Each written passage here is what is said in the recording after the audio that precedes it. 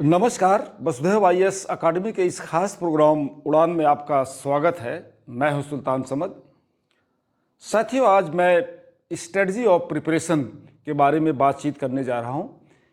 किसी भी competitive examination के पहले एक सॉलिड कंक्रीट स्ट्रेटजी बनानी होती है, उसके प्रिपरेशन की एक रणनीति तैयार करनी होती है और उसी रणनीति को फॉलो करते हुए कोई भी एस्पायरेंट उस एग्ज़ाम को क्रैक करता है, चाहे वो सिविल सर्विस हो, चाहे नीट हो, चाहे इंजीनियरिंग हो, आईआईटी हो, किसी भी तरह की एग्जामिनेशन, चाहे वो डिफेंस सर्विसेज हो, एनडीए हो, जुडिशरी हो। तो आज मैं उसी स्ट्रेटजी के बारे में बातचीत करने जा रहा हूँ कि किस तरह की स्ट्रेटजी ऑफ प्रिपरेशन अडॉप्ट करना चाहिए सफलता प्राप्त करने के लिए। उस पर हम बारी बारी विस्तार पूर्वक चर्चा करेंगे। क्योंकि मैं भी सिविल सर्विसेज का स्टूडेंट रहा हूँ, सिविल सर्विसेज को मैंने क्वालिफाई किया था, तो मेरा जो ऑब्जर्वेशन है कि स्ट्रेटजी जो इस प्रिपरेशन की जो स्ट्रेटजी है वो मैंने उसको दो भागों में क्लासिफाइड किया है। पहला है preparation for self and next है प्रिपरेशन फॉर सिलेबस। यानी प्रिपरेशन फॉर सेल्फ का मतलब है कि स्वयं को तैयार करना। स्वयं को तैयार करने का मतलब है कि कंपटीशन को अटेम्प्ट करने के पहले, उस एग्ज़ाम में बैठने के पहले, चाहे वो इंजीनियरिंग हो, चाहे मेडिकल हो, चाहे सिविल सर्विसेज हो, चाहे जुडिशरी हो, डिफेंस हो, किसी भी कॉम्पिटिटिव एग्ज़ाम में पार्टिसिपेट करने से पहले, यानी उसको अटेम्प्ट करने के पहले मेंटली और फिजिकली खुद को तैयार करना पड़ता है। और कुछ क्वालिटीज़ हैं जो हर एस्पायरेंट को या स्टूडेंट्स को अपने अंदर डेवलप करना चाहिए अगर वो वास्तव में सीरियस है उस एग्ज़ाम को क्रैक करने के लिए। इसी को प्रिपरेशन ऑफ सेल्फ कहते हैं।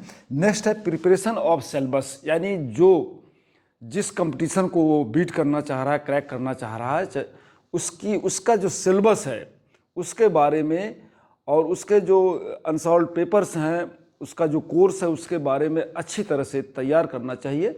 इस दोनों preparation for self and preparation of syllabus, इन पर अब हम बारी बारी विस्तार पूर्वक आपको जानकारी देंगे। पहला preparation of self. Preparation of self क्या है? प्रिपरेशन ऑफ सेल्फ से मतलब यह है कि हर एस्पायरेंट में कुछ ऐसी क्वालिटीज़ होनी चाहिए या नहीं है तो डेवलप करना चाहिए सफलता प्राप्त करने के लिए। उन्हीं क्वालिटीज़ पर हम बातचीत करेंगे बारी बारी। अगर ये quality, without having these qualities to get the success is impossible, यानी बिना इन क्वालिटीज़ के, इन गुणों के किसी भी स्टूडेंट द्वारा सफलता प्राप्त करना कठिन होता है। पहला है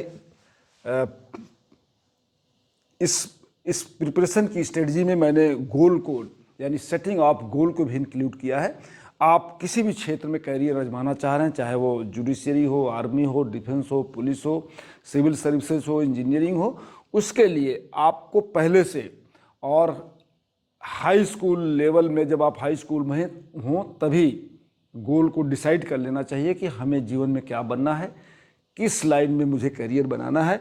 इसी को सेटिंग ऑफ गोल कहते हैं। दार्शनिक हुआ है कन्फ्यूशियस, उसका मानना था कि a man without goal is like a ship without rudder, यानी बिना गोल का, यानी बिना लक्ष्य डिसाइड किए व्यक्ति की स्थिति बिना पतवार वाले जहाज के है। यानी जिस व्हीकल में या जिस जहाज में स्टीयरिंग न हो, पतवार से मुराद स्टीयरिंग से है, तो वो किसी भी दिशा में जाएगा या वहीं आसपास घूमेगा। इसी तरह लक्ष्य विहीन व्यक्ति का भी कोई मार्ग नहीं होता, कोई उद्देश्य नहीं होता, वो भी सफलता मुश्किल है उसके लिए। तो setting of goal is the best. और स्वामी विवेकानंद ने कहा है कि लक्ष्य जितना बड़ा होगा सफलता उतनी बड़ी शानदार होगी। तो पहले आपको लक्ष्य जरूर डिसाइड कर लेना चाहिए। इसके लिए जो आइडियल टाइम है गोल की वो है हाई स्कूल, क्योंकि इंटरमीडिएट में जाने के बाद आप स्ट्रीम बदल जाती है, science side, art side, commerce side. और जैसे आप इंजीनियरिंग में कैरियर अपनाना चाहते हैं या मेडिकल सर्विसेज में, तो उसके लिए बायो ग्रुप और मैथ ग्रुप कंपलसरी है। अगर आप इंटरमीडिएट आर्ट स्ट्रीम से करते हैं तो आपका डॉक्टर और इंजीनियर बनने का सपना पूरा नहीं हो पाएगा। इसलिए हाई स्कूल में बेस्ट है कि हाई स्कूल में आप लक्ष्य को डिसाइड कर लें। और जो हेल्पफुल फैक्टर्स हैं उसमें नो योर सेल्फ, अपनी रुचि को जानें। जनरली होता है कि कुछ लोग अपने पेरेंट्स के कहने पर, अपने फ्रेंड्स के कहने पर या पड़ोसी के कहने पर, दोस्तों के कहने पर अपना गोल सेट कर लेते हैं कि मुझे डॉक्टर बनना है, मुझे इंजीनियर बनना है, लेकिन इन चीज़ों में उनका इंटरेस्ट नहीं रहता। तो मेरा अपना इसमें ऑब्जर्वेशन है और मैं ऐसे लोगों से अपील करता हूं या उनको सजेस्ट करता हूं कि गोल निर्धारित करते समय जो अपना इंटरेस्ट हो, यानी जिस क्षेत्र में आप कैरियर बनाना चाह रहे हो उसी क्षेत्र को आप ऑप्ट करें, वही गोल डिसाइड करें, किसी के कहने पर बिल्कुल ना करें। और पेरेंट्स भी कभी कभी होता है कि पेरेंट्स भी डिसाइड कर लेते हैं कि बेटा मेरा डॉक्टर बनेगा, आईएएस बनेगा। तो पेरेंट्स से भी मेरी अपील रहती है कि पेरेंट्स बेजा दबाव, अननेसेसरीली दबाव बच्चों पर न डालें। हाँ, आप उनको गाइड कर दें और फ्रीली वो अपने कंसेंट से जो जिस क्षेत्र में कैरियर बनाना चाहें, चाहे वो पॉलिटिक्स हो, चाहे बिजनेस हो, चाहे इंडस्ट्री हो, चाहे सिविल सर्विसेज हो, किसी भी क्षेत्र में कैरियर बनाना चाहते हैं तो उनको फ्रीली छोड़ दें। अब नेक्स्ट फैक्टर है, पहली क्वालिटीज क्या होनी चाहिए सेल्फ प्रिपरेशन में? पहली क्वालिटीज है कि अपने एज अर्ली एज पॉसिबल अपने गोल को सेट कर लें, लक्ष्य को निर्धारित कर लें। अगर लक्ष्य नहीं है तो वो दिशा विहीन होकर इधर उधर भटकेंगे। तो पहली क्वालिटी क्या है कि स्टूडेंट्स को, एस्पायरेंट्स को as soon as possible high school के समय ही अपने लक्ष्य को डिसाइड कर लेना चाहिए कि उन्हें जीवन में क्या करना है। दूसरे जो नेक्स्ट क्वालिटी है वो है फर्म डिटर्मिनेशन और डेडिकेशन। जैसे ही आप गोल डिसाइड कर लीजिए उस पर दृढ़ प्रतिज्ञ रहिए और उसके लिए पूरी तरह से समर्पित रहिए। बार बार गोल को मत बदलिए, बार बार लक्ष्य मत बदलिए, पत्थर की चट्टान की तरह आप उस पर अडिग रहिए। अगर आप असफल होते हैं उस लक्ष्य को अचीव करने में तो अपनी स्ट्रेटजी को बदलिए। Never goal the change frequently, यानी जो आपका गोल है, लक्ष्य है, उसको बार बार ना बदलिए। अगर आप असफल होते हैं तो उसकी स्ट्रेटजी को बदलिए, ये मेरा मानना है। कुछ लोग होते हैं कि कभी सोचते हैं कि मैं आईएएस बनूंगा, फिर पीसीएस बनूंगा, कुछ लोग कहेंगे कि हम डॉक्टर बनेंगे। तो मुझे नहीं लगता कि इस तरह के लोग सफलता प्राप्त कर सकते हैं। इसका ख्याल विशेष रूप से रखना चाहिए। यानी एक बार गोल डिसाइड हो जाए तो उसके लिए मर मिटिए, कुछ भी हो उससे जरा भी डेविएट न होइए और पूरी तरह से उसके लिए डेडिकेटेड रहिए। नेक्स्ट है सेल्फ कॉन्फिडेंस। सेल्फ कॉन्फिडेंस ये किसी भी लक्ष्य को प्राप्त करने में, सफल होने में स्वयं जो आत्मविश्वास है, आत्मबल है, उसको जरूर बनाए रखिए और अपने ऊपर पूरी तरह से विश्वास रखिए और मन में हमेशा ये उत्साह हो कि मैं बिल्कुल सफल होऊंगा। दुनिया की कोई शक्ति नहीं है जो मुझे फेल कर दे, जो मैंने लक्ष्य डिसाइड किया है उसको अचीव करने में अवरोध कर सके। ये भाव होना चाहिए, अपने अंदर सेल्फ कॉन्फिडेंस होना चाहिए। डॉक्टर एपीजे अब्दुल कलाम, जो मशहूर वैज्ञानिक, कौन नहीं जानता इनके नाम को, और हमारे फार्मर प्रेसिडेंट रहे, तो उन्होंने कहा है कि if your soul says you will succeed, no power in the world can stop you. यानी अगर आपकी आत्मा कहती है कि आप सफल होंगे तो आप जरूर सफल होंगे। आपको दुनिया की कोई शक्ति सफल होने से नहीं रोक सकती। और हिमसेल्फ डॉक्टर एपीजे कलाम साहब इसके उदाहरण हैं। जिस बैकग्राउंड से उन्होंने अपने कैरियर की शुरुआत किया, आप समझ सकते हैं। वो अखबार बेचते थे, बोट चलाते थे अपने पिताजी के साथ और देश के महान वैज्ञानिक बने। मिसाइल मैन के नाम से उनको जाना जाता है। और जो भारत का सर्वश्रेष्ठ पद है, प्रेसिडेंट पद, उसको उन्होंने सुशोभित किया सिर्फ अपने सेल्फ कॉन्फिडेंस की बदौलत और अपने डेडिकेशन की बदौलत, अपनी मेहनत की बदौलत। तो आप इनसे मोटिवेट हो सकते हैं कि अगर आपके अंदर आपकी आत्मा कहती है कि आप सफल होंगे तो आपको कोई नहीं रोक सकता सफलता होने से। नेक्स्ट क्वालिटी है परसिवरेंस एंड कमिटमेंट। परसिवरेंस ये हर स्टूडेंट्स यानी कॉम्पिटिटिव स्टूडेंट के अंदर ये क्वालिटी होनी चाहिए कि परसीवर का मतलब है कि जिद्दी पर अड़ियल रुख अपनाना और निरंतर प्रयास करना। परसीवर का मतलब होता है कि किसी बड़े लक्ष्य को हासिल करने के लिए बुरी तरह से उसके पीछे पड़े रहना, जिद के साथ पड़े रहना और किसी बड़े लक्ष्य को हासिल करने के लिए दृढ़ता से उस पर अड़ग रहना, ये परसिवरेंस का मतलब होता है। और एपीजे अब्दुल कलाम साहब को मैं फिर कोट करता हूँ, उन्होंने लिखा था कि धैर्य और निरंतर प्रयास ही सफलता की कुंजी है। यानी हमारा जो patience and perseverance are the key of success.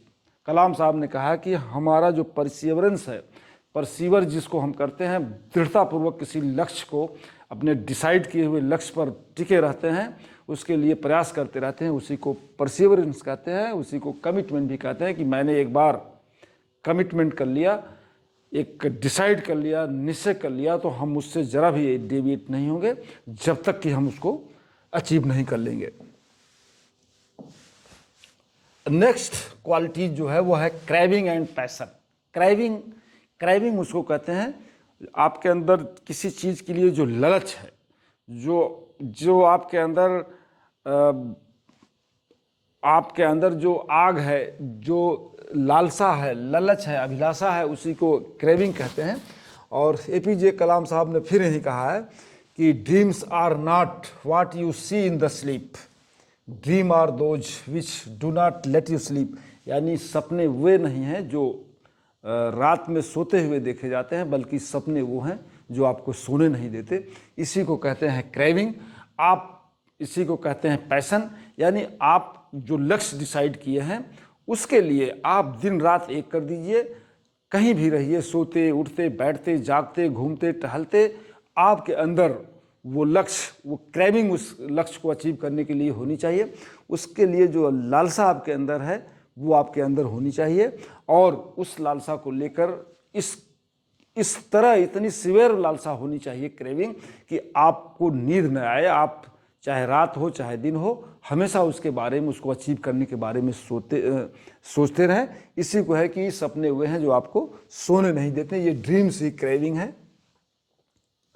Next है पैशन एंड डिवोशन। पैशन का मतलब हो सनक या पागलपन।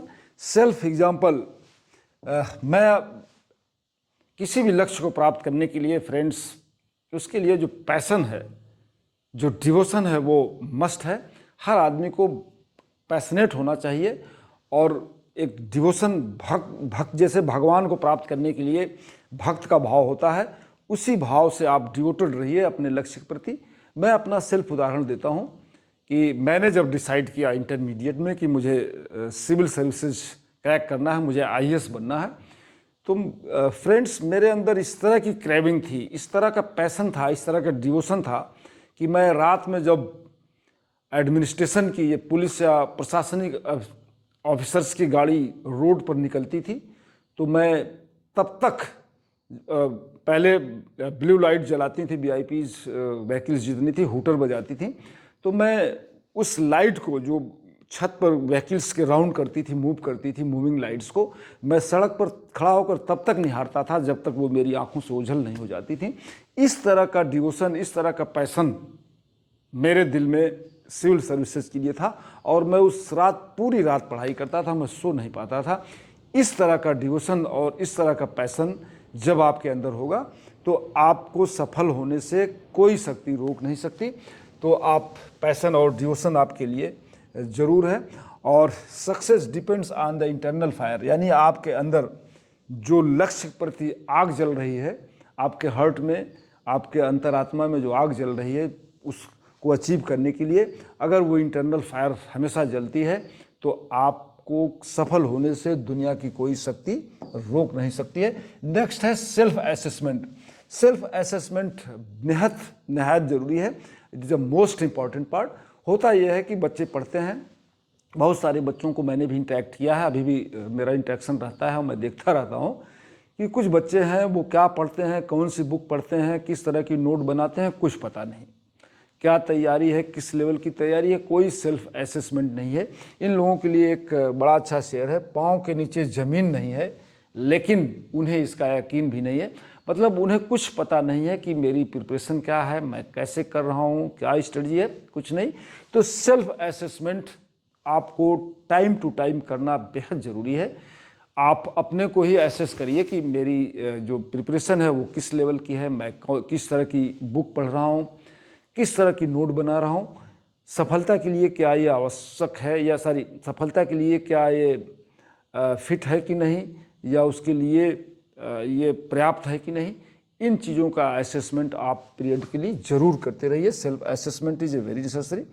अब नेक्स्ट है लेवल ऑफ प्रिपरेशन। आप प्रिपरेशन कर रहे हैं, तैयारी कर रहे हैं, लेकिन किस तरह का प्रिपरेशन होना चाहिए इसके बारे में मैं एक उदाहरण देके आपको समझाना चाहूँगा। जब आपकी तैयारी इस लेवल की पहुँच जाए, जिस लेवल को मैं एक एग्जाम्पल के माध्यम से बताना चाहूँगा, तब समझिए कि आपकी तैयारी परफेक्ट है। और तैयारी को किस तरह करना चाहिए, किस लेवल की तैयारी होना चाहिए, इसको मैं एक उदाहरण के मामले से समझाता हूँ। सपोज ये तालाब है, ये लगभग 15 फीट गहरा तालाब है, इसमें पानी भरा हुआ है और एक व्यक्ति को 3-4 लोग मिलकर इस तालाब में डुबोते हैं और ये इसका सर बचा हुआ है और ये पानी के अंदर डूबने के कगार पर है। अब मैं आपसे पूछता हूँ कि जब इस व्यक्ति को 10-15 फीट गहरे पानी में 3-4 व्यक्ति मिलकर डुबोने का प्रयास करते हैं, तो वो शख्स क्या करेगा? इसका सीधा सा उत्तर है कि जब उसको डुबाया जाएगा या डूब रहा होगा, तो उसके अंदर जितनी टोटलिटी है, जितनी स्ट्रेंथ है, जितनी ताकत है, उस ताकत से वो उन लोगों को हटा के जान बचाने के लिए पानी के सरफेस से आउट ऑफ सरफेस आना चाहेगा, ताकि उसको ऑक्सीजन मिल सके, उसकी लाइफ बच सके। साथियों, ठीक इसी तरह जब आप अपने डिसाइड किए हुए लक्ष्य के लिए जब उसी टोटलिटी से, उसी स्ट्रेटजी से या उसी भाव से, पूरी शक्ति के साथ जब आप तैयारी करेंगे, पूरी जो आपकी टोटलिटी है, जो पूरी स्ट्रेंथ है, पूरे डिवोशन के साथ जब आप किसी कॉम्पिटिटिव एग्जामिनेशन की तैयारी करेंगे, तब जाके आपको सफलता मिलेगी। अदरवाइज खाना पूर्ति ही रह जाएगी और आप सफल नहीं होंगे। ठीक उसी तरह जैसे डूबता हुआ व्यक्ति जान बचाने के लिए अपनी पूरी शक्ति लगाकर बाहर आना चाहता है, उसी तरह आपको अपनी पूरी शक्ति लगाकर, अपनी पूरी स्ट्रेंथ के साथ उस लक्ष्य को प्राप्त करने के लिए तैयारी करनी पड़ेगी। जरा भी कोई गुंजाइश नहीं छोड़नी पड़ेगी। तब जाके आप किसी भी कंपटीशन को क्रैक कर पाएंगे और उस अपने लक्ष्य को अचीव कर पाएंगे। तो ये उदाहरण आपके लाइफ में बेहद इम्पॉर्टेंट है। जब आप सोच लीजिए कि मेरी तैयारी इस लेवल की है, मेरा प्रयास इस लेवल का है कि डूबते हुए व्यक्ति की तरह, जान बचाने वाले प्रयास की तरह, तो आपको दुनिया की कोई शक्ति नहीं रोक सकती आपको सफल होने से। नेक्स्ट है हार्ड वर्क एंड कंटिन्यूटी। क्या है? Hard work, continuity and hard work की ऑफ सक्सेस। कंटिन्यूटी और हार्ड वर्क, इसका कोई अल्टरनेटिव नहीं है। बिना इसके आप किसी भी क्षेत्र में सफलता नहीं प्राप्त कर सकते, चाहे वो पॉलिटिक्स हो, चाहे बिजनेस हो, चाहे कॉम्पिटिटिव एग्जामिनेशंस हो, चाहे सिविल सर्विसेज हो। आपको कंटिन्यूटी मेंटेन करनी पड़ेगी और हार्ड वर्क का कोई मोल नहीं है। डॉक्टर APJ अब्दुल कलाम साहब ने कहा है कि excellence is the continuous process not an event, यानी उत्कृष्टता कोई घटना नहीं है बल्कि निरंतर की गई मेहनत का परिणाम है। ये विचार है स्वर्गीय APJ अब्दुल कलाम साहब का। इसी तरह थॉमस अल्वा एडिसन ने भी कहा है कि genius is not 1% inspiration and 99% is the hard work, यानी उन्होंने कहा कि प्रतिभा 1% प्रेरणा है और 99% कड़ी मेहनत है। यानी आप जो कुछ भी करते हैं उसमें 99% रोल सिर्फ और सिर्फ हार्ड वर्क का है। अगर आप किसी भी क्षेत्र में हार्ड वर्क नहीं करते तो आप सफलता के लिए इंटाइटल नहीं है, एलिजिबल नहीं है। तो hard work is the only की ऑफ सक्सेस, ये मेरा अपना मानना है। नेक्स्ट, इसी तरह स्वामी विवेकानंद, हमारे जो महान चिंतक और विचारक हुए हैं, उन्होंने भी लिखा है कि उठो जागो और तब तक मत रुको जब तक लक्ष्य को प्राप्त न कर लो। यानी इसमें कंटिन्यूटी भी है और इसमें हार्ड वर्क भी है, इसमें डिवोशन है। सारी चीज़ें इन एक पंक्ति में छिपा हुआ है। उठो जागो और तब तक मत रुको जब तक लक्ष्य प्राप्त न कर लो, डेविएट बिल्कुल ना हो। और अब्राहम लिंकन जो अमेरिकन प्रेसिडेंट थे, उन्होंने भी कहा है कि जो मेहनत करता है सफलता उसी के पास ठहरती है। यानी मेहनत बिना हार्ड वर्क किए आपको सफलता नहीं मिलती। नेक्स्ट है patience. I think that the patience is the ornament of human being, यानी धैर्य किसी भी व्यक्ति के जीवन का गहना है और उसके लिए उसका सब कुछ है। और आप जानते हैं कि कॉम्पिटिटिव एग्जामिनेशन में 1000 सीट के लिए 800 सीट के लिए, 500 सीट के लिए लाखों लोग बच्चे एग्ज़ाम में अपीयर होते हैं।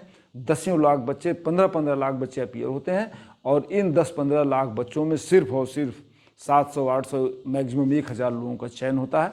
तो इस पड़ाव में, इस जर्नी में आप बार बार असफल होंगे, गिरेंगे, उठेंगे।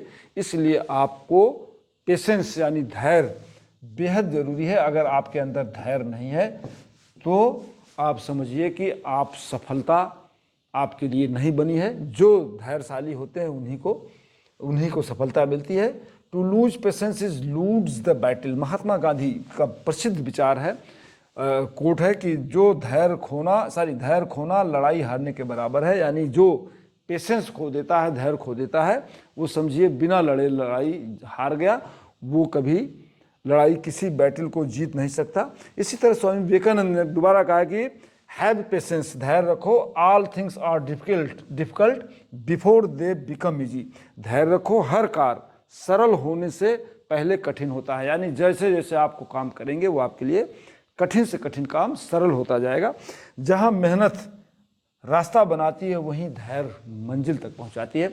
यानी पेशेंस के बिना आप अपनी मंजिल को, अपने टारगेट को, अपने गोल को अचीव नहीं कर सकते। यह हमारे महान चिंतकों का विचार है।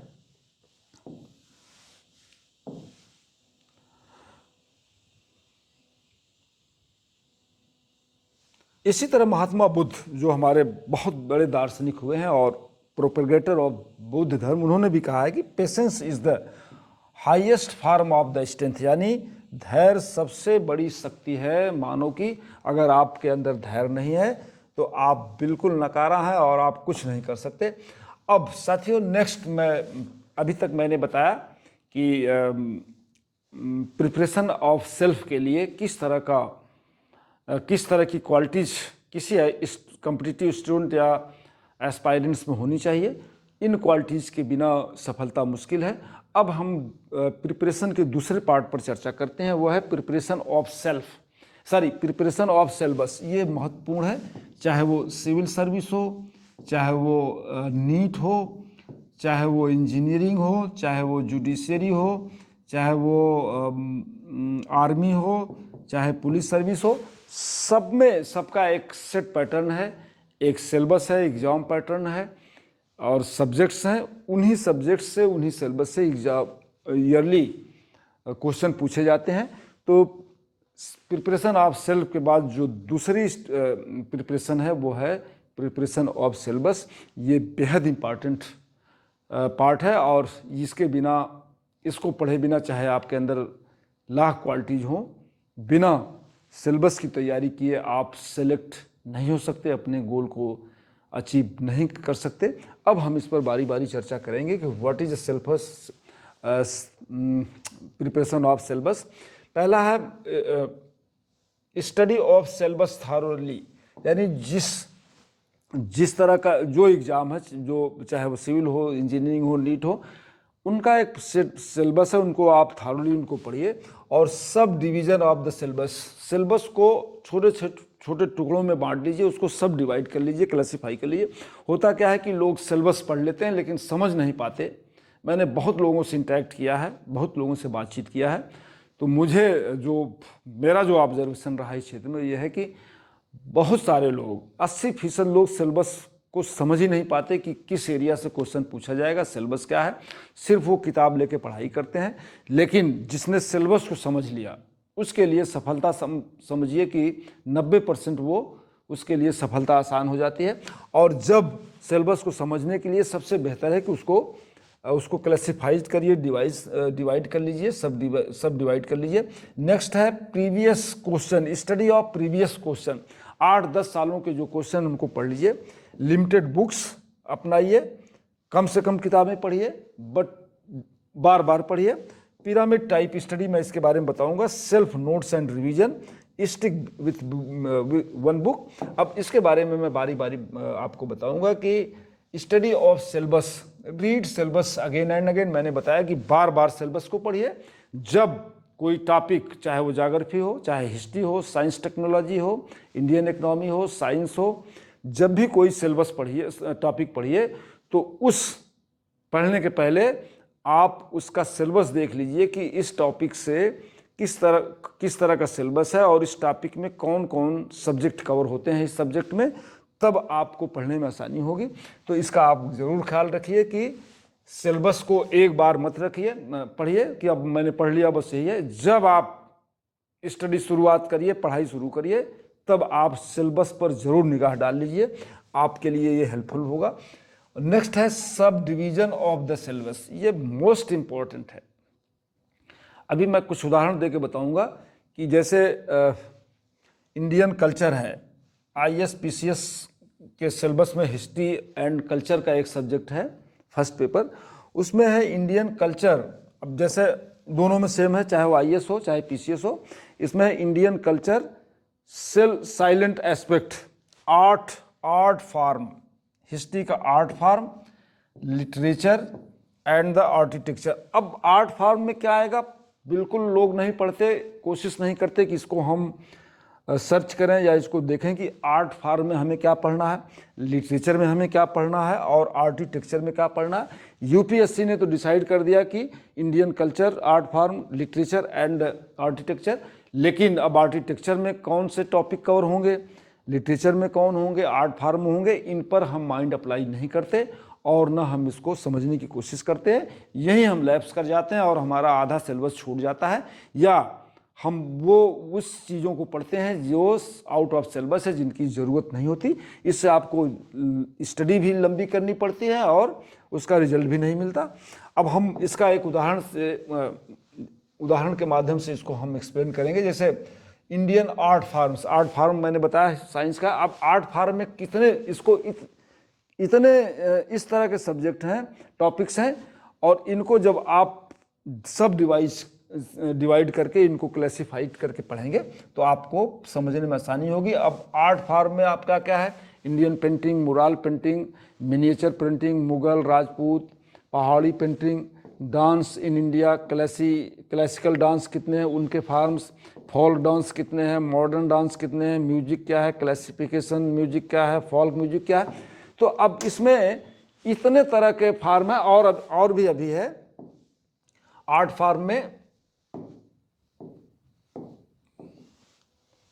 यह है sculpture of the Maurya period, ये भी आर्ट फॉर्म ही है। Post Mauryan period, Jain sculpture, Buddhist sculpture और गुप्ता स्कल्पचर, मेडिकल। तो ये सारी चीज़ें, मेरे कहने का मतलब ये है कि इसी तरह जब आप सिलेबस को क्लासिफाइड कर लेंगे, सब डिवाइड कर लेंगे, तो आपको पढ़ने में और आपका जो पूरा सिलेबस कवरेज है वो कवर हो जाएगा और आपके लिए आसानी होगी पढ़ने में। इसी तरह लिटरेचर पर हम आते हैं। लिटरेचर में आप क्या है, क्लासिकल, UPSC ने तो कह दिया कि लिटरेचर से क्वेश्चन पूछेंगे। अब लिटरेचर में कौन कौन से एरियाज हैं, कौन कौन से सब्जेक्ट हैं, टॉपिक हैं, ये इसको क्लासिफाइड करने की ज़रूरत है। जैसे क्लासिकल संस्कृत लिटरेचर, वेदाज आ गए, इसमें उपनिषद आ गए, books written by Kalidas, Vishakhadatta, ancient Buddhist literature, Jain literature, early Dravid literatures, medieval literatures, trends in medieval literatures, modern India literature. तो इस तरह से जब आप अच्छी तरह से समझ पाएंगे, अब मुझे लगता है कि आपको आइडिया हो गई। इसी तरह एक और मैं उदाहरण दूंगा। लिटरेचर हो गया। अब आर्किटेक्चर UPSC ने कह दिया कि आर्किटेक्चर से, एंशियंट आर्किटेक्चर या मिडिवल आर्किटेक्चर से क्वेश्चन पूछे जाएंगे, लेकिन अब आपको पता ही नहीं है, जब पढ़ेंगे नहीं तो पता कैसे होगा। तो अब इसको सब क्लासिफिकेशन कैसे होगा, Harappa architecture, post Mauryan architecture, temple architecture, नागर आर्किटेक्चर, द्रविड़ आर्किटेक्चर, केव आर्किटेक्चर, बुद्धिस्ट केव, जैना केव, गुप्ता पीरियड। तो इस तरह से जब आप सब डिवाइड करेंगे तब आपको, आपकी अंडरस्टैंडिंग होगी, आपकी समझ पैदा होगी और सारे सिलेबस को आप कवर कर पाएंगे। तो मेरा सभी लोगों से अनुरोध है कि अगर आप सिलेबस को सब डिवाइड कर, क्लासिफाइड कर नहीं पढ़ेंगे तो आपको सफलता मिलने में बहुत कठिनाई होगी, आपके क्वेश्चन छूट जाएंगे और आप उनका आंसर नहीं दे पाएंगे। ये मेरा अपना जाती तजुर्बा है और मैं इंटरेक्ट करके बच्चों से पूछता हूँ तो ये सारी चीज़ें मुझे फीडबैक इस तरह की मिलती है।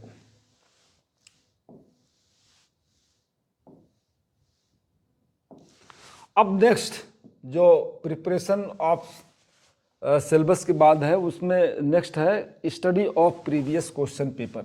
मेरा मानना है कि पिछले 10 सालों का जो क्वेश्चन है, चाहे वो सिविल सर्विस का हो, चाहे नीट का हो, चाहे आईआईटी का हो, एनआईटी का हो, जो भी हो, जेई मेन हो, जेई एडवांस हो, आर्मी हो, किसी भी कॉम्पिटिटिव एग्जामिनेशन में जो पिछले 10-12 सालों में, चाहे वो ऑब्जेक्टिव नेचर का क्वेश्चन हो, चाहे डिस्क्रिप्टिव, उनको आप 10, 12, 15 जितना मिल सके उस क्वेश्चन को बार बार पढ़िए।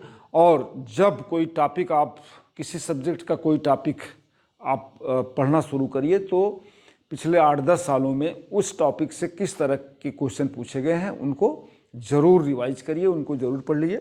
जैसे इंडस वैली सिविलाइजेशन को आप पढ़ने जा रहे हैं तो पिछले 8-10 सालों में इंडस वैली सिविलाइजेशन से जितने तरह के क्वेश्चन पूछे गए हैं उनको आप पढ़िए। इससे आपको नेचर ऑफ क्वेश्चन समझ में आएगा और आपको पढ़ने में आसानी होगी।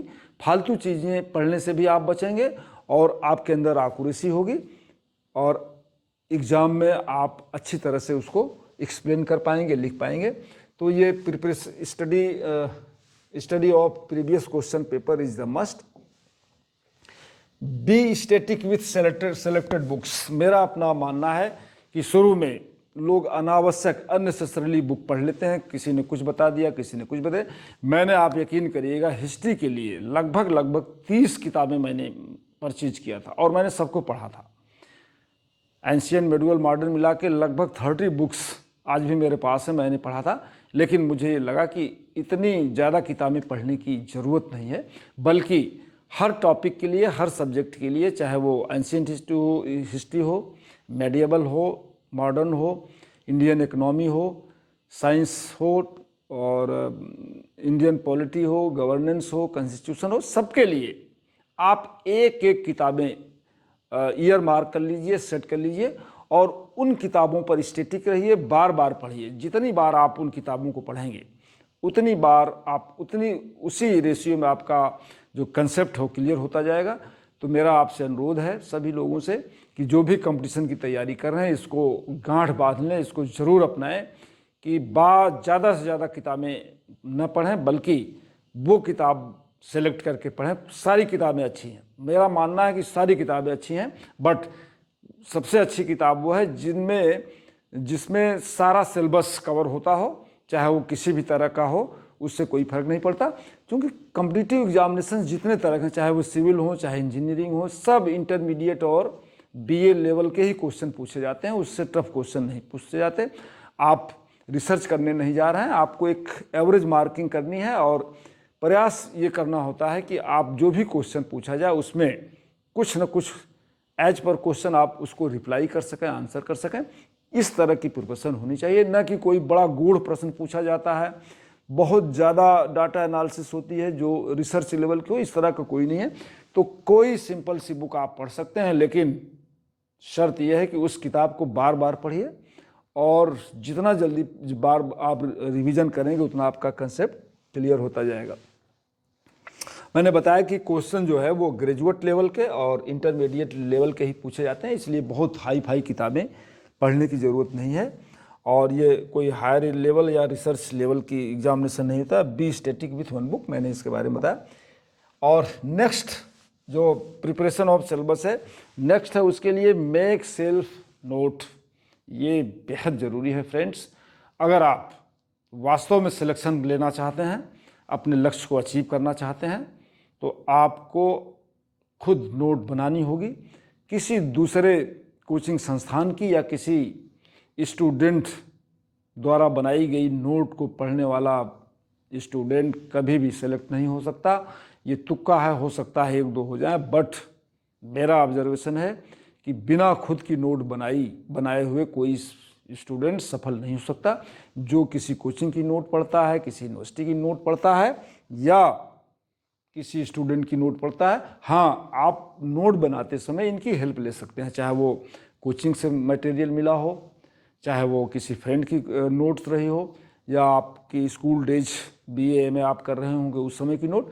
तो उन सबको मिला के कंसोलिडेट करके एक आप अपनी सेल्फ नोट बनाएंगे तो आपके लिए बेहद इजी होगा और आप अपने लक्ष्य को प्राप्त कर पाएंगे। और इसमें मेरा मानना है कि इसमें आपका कंसेप्ट क्लियर हो जाएगा और आप जब लिख के पढ़ेंगे, नोट बनाएंगे, तो आपको लंबे समय तक याद रहेगा। इसके कुछ फ़ायदे भी हैं। Only take help from others notes, pyramid type study of the note. Note जो बनाने का तरीका हो पिरामिड होना चाहिए। पहले पिरामिड ऐसे होता है, पहले अभी मैं पिरामिड के बारे में समझाऊंगा। पिरामिड ये है, तो पहले ज़्यादा बड़ी नोट बनाइए, फिर धीरे धीरे धीरे जैसे एग्ज़ाम है उसको छोटा करते जाइए, बाद में बुलेट पॉइंट बनाइए ताकि आप उसको बार बार रिवाइज कर सकिए। और एक्यूरेसी जितना आप रिवाइज करेंगे उतना आप कंसेप्ट क्लियर होगा, फैक्ट्स याद होंगे और आप उनको एग्ज़ाम में अच्छी तरह से लिख पाएंगे। और जब आप अच्छी तरह लिख पाएंगे तो आपकी मार्किंग अच्छी होगी। तो यह है बुलेट पॉइंट। मैं सेल्फ नोट बनाने के तरीके पर एक दिन मैं आपको विस्तार पूर्वक बात करूंगा जिससे अगले एपिसोड में। एडवांटेज ऑफ सेल्फ नोट के बारे में अब मैं आप बता दूं कि इससे आपका क्या होता है कि to clear the concept, clear concept, जब आप लिखते हैं किसी चीज़ को तो आपका कंसेप्ट जो होता है एकदम बिल्कुल क्लियर हो जाता है। और फॉर मेमोराइजेशन, याददाश्त बढ़ती है। इस पर अभी बताऊंगा कि पढ़ के और लिख कर पढ़ने में कितना फ़र्क होता है, कितनी चीज़ें याद होती हैं। फॉर रिपीटेडली रिवीजन, जब आप नोट होगी 100, मान लीजिए सपोज 500 पेज की बुक है और आपने नोट उसको 10-50 पेज में बना लिया, तो आप रिवीजन करने में आपको आसानी होगी, नहीं तो टाइम टेकिंग होगा। नेक्स्ट है एडवांटेज ऑफ नोट नेट्स में, नेक्स्ट है fast study and more revision. जितना ज़्यादा आप पढ़ेंगे, जितना रिवाइज करेंगे, उतना आपको याद रहेगा। तो नोट्स होगी तो आप बार बार पढ़ेंगे। एक एज पर एडवर्ड टाइडाइक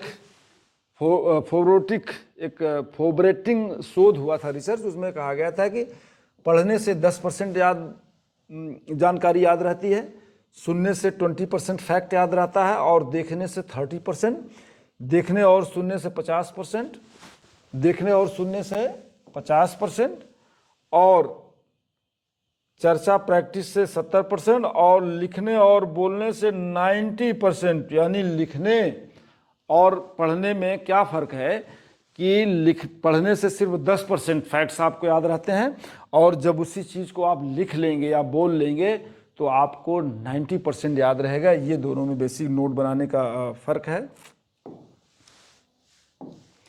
अब हम आपको पिरामिड टाइप स्टडी के बारे में बताएंगे, ये बेहद important. What is the pyramid type study? ये मेरा मैंने इस पर रिसर्च किया, समझिए, या मैंने खुद इस स्ट्रेटजी को बनाया है कि पिरामिड टाइप ऑफ स्टडी क्या है। इसको हम एक स्केच करके समझाते हैं कि व्हाट इज़ द पिरामिड। आप जानते होंगे कि पिरामिड क्या है। पिरामिड क्या है इसको आप समझ लीजिए कि आप सुनते होंगे कि पिरामिड है। पिरामिड कुछ ऐसी शक्ल का होता है, यानी इसका जो बॉटम है वो ज़्यादा वाइड होता है, चौड़ा होता है, और जैसे जैसे ये ऊपर जाता है इसकी जो विड्थ है, चौड़ाई है, वो कम होती जाती है। इसी तरह स्टडी के लेवल पर जैसे मान लिया कि एक वर्ष आपका एग्जामिनेशन है, 1 साल, 1 वर्ष आपके पास है, तो आप जो है बॉटम पर हैं। यानी उस समय आपको किताबें पढ़ना चाहिए, बुक्स पढ़ना चाहिए, टेक्स्ट बुक पढ़ना चाहिए और ज़्यादा से ज़्यादा किताबें पढ़ना चाहिए। फिर जब आपका एग्ज़ाम 6 मंथ रह जाए, यानी 6 महीने, तो इस समय आप जो किताबें आपने पढ़ा है उसका, उस पर जो आपने मार्क किया है उनको पढ़िए या उनको रिवाइज करिए। नई किताबें मत पढ़िए, पुरानी पढ़ी हुई किताबों को रिवाइज करिए। और जब आपके पास 3 महीने का समय है, 3 माह का, तो आपने जो नोट्स बनाया है उनको, उस नोट्स को रिवाइज करिए, बार बार पढ़िए। और फिर जब आपके पास 2 माह रह जाए तो आप जो है उसकी जो 60 नोट आपने बनाया है, 60 नोट बनाया है। जब नोट मैं बताऊंगा कि कितने तरह की नोट होती है, कैसे आप नोट बनाएंगे, कितने प्रकार की नोट बनाएंगे टॉप करने के लिए या सक्सेस अचीव करने के लिए, उस पर मैं विस्तार से बताऊंगा। बट 2 महीने में आप जो 60 नोट बनाए हैं और जब एक सप्ताह रह जाए या एक माह रह जाए तो आपको बुलेट पॉइंट, जो आपने बुलेट पॉइंट बनाया है उसको बार बार रिवाइज करिए। इसी को कहते हैं पिरामिड टाइप स्टडी।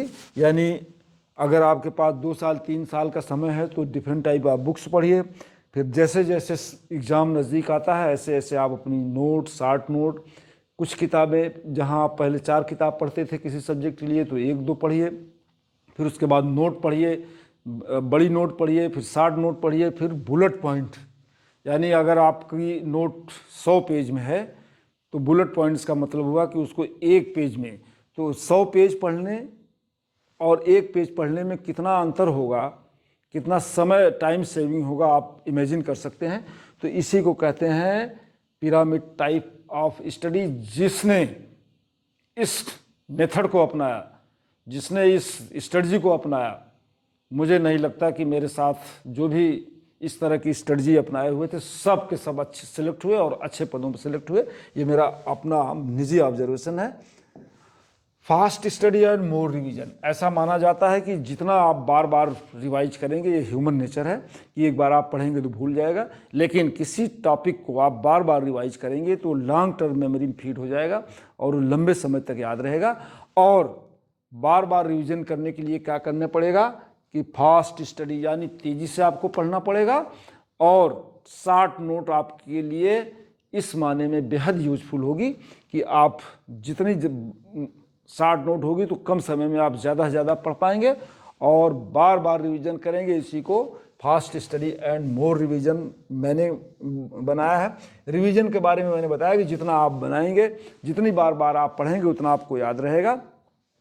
ये कुछ रिसर्च है कि कोई व्यक्ति जब पढ़ता है और रिपीट करता है तो 20 मिनट में लगभग 40% भूल जाता है, यानी पढ़ने के 20 मिनट बाद 40% फैक्ट भूल जाता है, और 7 दिन बाद लगभग 10% रह जाता है। यानी बिना रिवीजन के एक बार पढ़ी हुई चीज़ 3-4 दिन में लगभग भूल जाती है। इसलिए बार बार आपको रिवीजन करेंगे। ऐसा क्यों होता है, भूलने की बीमारी क्यों होती है? ऐसा इसलिए होता है कि काम की और उपयोगी चीज़ों को लंबे समय तक याद रखता है। यानी दोहराई गई माइंड जो हमारा है वो रिवीजन को इम्पोर्टेंस देता है। यानी जो चीज़ बार बार आप रिवाइज करेंगे माइंड उसको सीरियसली लेगा और मेमोरी में उसको फीड करेगा। अगर आप रिवाइज नहीं करेंगे, एक बार पढ़ लेंगे छोड़ देंगे, तो माइंड उसको नेग्लेक्ट कर देता है। ऐसा माना जाता है वैज्ञानिकों का कि 3-4 बार सही समय पर दोहराने से जानकारी लॉन्ग टर्म मेमोरी में चली जाती है। ब्रेन में जो लॉन्ग टर्म मेमोरी का स्पेस है उसमें फीड हो जाती है और वो लंबे समय तक आपको याद रहती है। साथियों, अब नेक्स्ट मैंने जिस स्ट्रेटजी को अपनाया था, ये बहुत ही कारगर इफेक्टिव स्ट्रेटजी है प्रिपरेशन की। यह है मेंटल रिवीजन। एक तो मैंने बताया कि आप किताब देख के, नोट्स देख के रिवीजन करते हैं, एक मेंटली रिवीजन होता है। जैसे मैं बताऊं आपको, मेंटल रिवीजन उस रिवीजन को कहते हैं कि जब आप पढ़ने के बाद सोते समय या दिन में किसी समय या मॉर्निंग में 1 घंटे आधे घंटे आंखें बंद करके बैठ जाइए और किसी टॉपिक पर फोकस करिए और उसको page wise, topic wise, question wise, headline wise उस पर विचार करिए। जैसे इंडस वैली सिविलाइजेशन आपने पढ़ा, 1 घंटा लगा, 5 घंटे लगा, 2 घंटे लगा, जो भी लगा, लेकिन जब आप उसको मेंटली रिवाइज करेंगे तो मेंटल रिवीजन करने से आप 4-5 मिनट में उसकी ओरिजिन, उसके जो कल्चर थी, उसकी डेमोग्राफी, उसका जो है खात्मा, उसका विनाश, उसका एक्सपेंशन, सारी चीज़ें आप, टाउन प्लानिंग, सारी चीज़ें आप 5 मिनट के अंदर, 2 मिनट के अंदर वो सारी चीज़ें आपके अंदर आ जाएंगी और वो आपको मेंटली रिवाइज हो जाएगा। इसी को मेंटल रिवीजन कहते हैं। आप यकीन जानिए, एक घंटे में मैंने पूरी की पूरी हिस्ट्री, 1 घंटे में एंशिएंट हिस्ट्री रिवाइज कर डालता था।